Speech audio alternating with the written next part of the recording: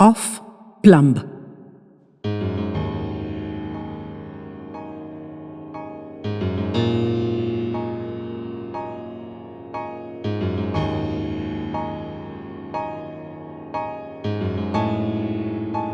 My paternal grandmother was a proper battle axe, prone to inexplicable rages and eccentricities, but also the most butter wouldn't melt in her mouth feminine guile. She was a manipulative old devil, but so lovable that you saw through her wiles, called her on them, and still let her have her way. Dadima's undaunted mettle brought forth only males, 3 sons, and our mother was married to her eldest, so she was the first lamb to the slaughter, so to speak. Not that Dadima tormented her personally, that was never her game.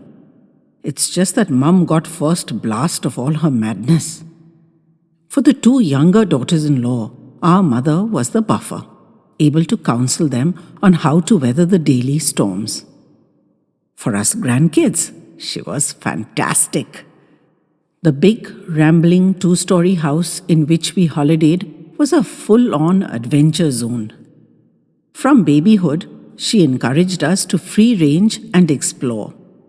We had the run of the house, to play, to fight, to grow up pretty much unfettered. If we wanted to climb a tree or slide down a banister or balance on or fall off a narrow wall, her sons had done it, and so could we. No girlish fears of scraped knees. Get up, dust off, try again. It made us all fierce warriors. My parents had 3 daughters. My eldest sister also had 3 daughters.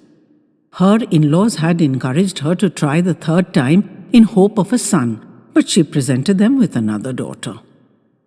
I'm the middle one. My husband and I have 2 daughters. My accountant husband once heard someone in his bank refer to his 2 girls as 2 debits, and after reading him the riot act, he'd taken to calling our 2 his 2 credits.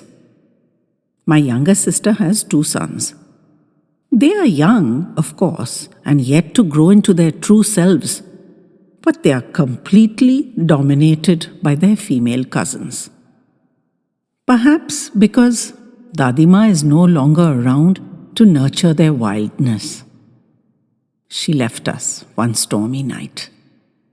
When we woke up the morning after the storm and didn't hear the pounding of her stick summoning her routine morning assistance, we knew. None of us had enjoyed watching the steady diminuendo of creeping age. So we made ourselves believe she'd somehow called the shots on this big one too, and gone of her own choosing, and we had to make our peace with that.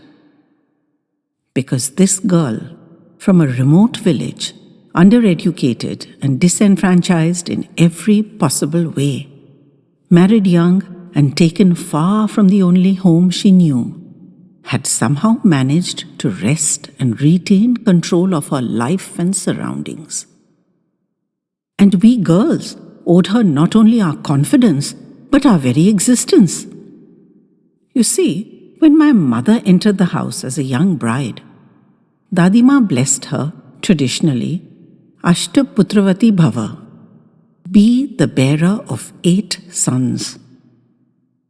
But perhaps Dadima said one thing while she secretly wished for another.